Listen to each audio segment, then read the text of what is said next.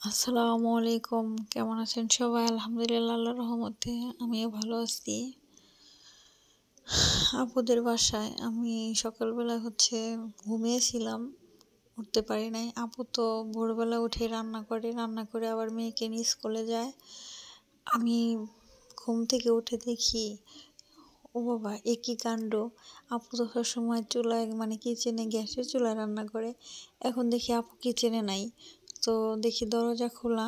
তো বাহিরে এসে দেখি আপু এই যে ঘরের সামনে বা আপুর একটা চুলা আছে, সিমেন্টের চুলা রাখা, সেই চুলায় রান্না করছে। আমি তো অবাক। আপুকে জিজ্ঞেস করলাম যে আপু তুমি মাটির চুলায় কেন রান্না করো? আপু বললো গ্যাস শেষ হয়ে গেছে। এদিকে আমার ভাগ্নি ওঠে নাই, শুয়ে আছে। আপু আমাকে ঘর থেকে একটু ঢাকনাটা নিয়ে যেতে বললো। আমি সেই ঢাকনাটা আনার জন্যই কিচেনে যাচ্ছি। তো আপুকে ঢাকনাটা নিয়ে তারপরে বললাম, আপু তুমি কেন চুলায় রান্না করতেছো? বললো যে সকালে গ্যাস স্টোভে ভাত বসাইছি, পরে দেখি যে গ্যাস শেষ হয়ে গেছে। তো এত ভোরবেলায় তো গ্যাসের আনাটাও সম্ভব ছিল না। পরে আপু দেরি না করে চুলায় রান্না বসে দিয়েছে। অবশ্য লাকড়ি দিয়ে রান্না করছে, গ্যাসের চুলার রান্নাটা আপু মাঝে মধ্যে খুব একটা করে না, তবু মাঝে মধ্যে ভাইয়া আসলে কিংবা অনেক বেশি মেহমান আসলে শখ করে রান্না করে আর কি। তো আপু সেই রান্না করে নিচ্ছে। তো আমি বললাম কি রান্না করো? আপু দেখি যে এই যে টাকি মাছ দিয়ে মূলা রান্না করছে। আপুর এটা নাকি অনেক খেতে মন চাইছে, টাকি মাছ দিয়ে মূলা, তাই সে রান্না করে নিচ্ছে। এটা হচ্ছে আমাদের টাঙ্গাইলের একটা জনপ্রিয় খাবার। এখানে এদিকে দোহারে তেমন কেউ বেশি খায় না, তবে আপু মাঝে মধ্যে মন চাইলে মনের মতো করে রান্না করে খায়। আর আপুর হাতের রান্না অনেক মজা হয়। আর এই যে কালকের মতো আজকেও আপু টাকি মাছের ভর্তা করবে, সেজন্য টাকি মাছগুলো সিদ্ধ করে নিচ্ছে। যে মরিচগুলো আগেই ভেজে রেখেছে।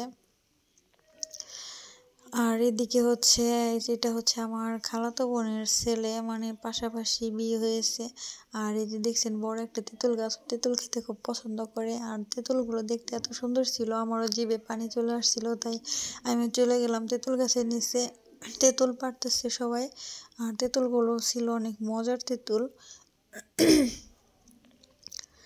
এই যে ও দাঁড়িয়ে দাঁড়িয়ে বলছিল আমাকে তেঁতুল দাও, তেঁতুল দাও। আমি ওকে জিজ্ঞেস করলাম তেঁতুল মজা লাগে? ও বললো হ্যাঁ অনেক মজা লাগে। এদিকে টাকি মাছগুলো সিদ্ধ হয়ে গেছে, আমি ভর্তা করে নিচ্ছিলাম। প্রতিদিনের ওই দিনের মতো আমি আজকে ওই যে একটু ধনিয়া পাতা, পেঁয়াজ আর শুকনো মরিচ দিয়ে আগে ডলে নিচ্ছি। ডলে নিয়ে মাছের কাঁটাগুলো ছাড়িয়ে নিয়েছি। আর টাকি মাছের ভিতরে যে মাঝখানে যে একটা লম্বা কাঁটা থাকে, সেটা ফেলে দিয়ে ভর্তাগুলো করতে হবে। কাঁটাগুলো ফেলে দিয়ে ভর্তা করলে আর কি এটা মুখে তেমন কাঁটাটা লাগে না, খেতেও বেশ মজা লাগে। আর টাকি মাছটা একটু হলুদ দিয়ে সিদ্ধ করে নিলে কালারটা অনেক সুন্দর আসে। আমার মাকে দেখতাম সবসময় এভাবে ভর্তা করতে। এটা ভেজেও করা যায়, বাট এভাবে ভর্তা করে খেয়ে দেখবেন খুব বেশি মজার হয়। আর দিয়ে দিলাম একদম একদম খাঁটি সরিষার তেল। এটা হচ্ছে আমাদের ক্ষেতের সরিষা। আপুকে ভাঙিয়ে আব্বা দিয়ে দেয় সবসময়, আমাকেও দিয়ে দেয়।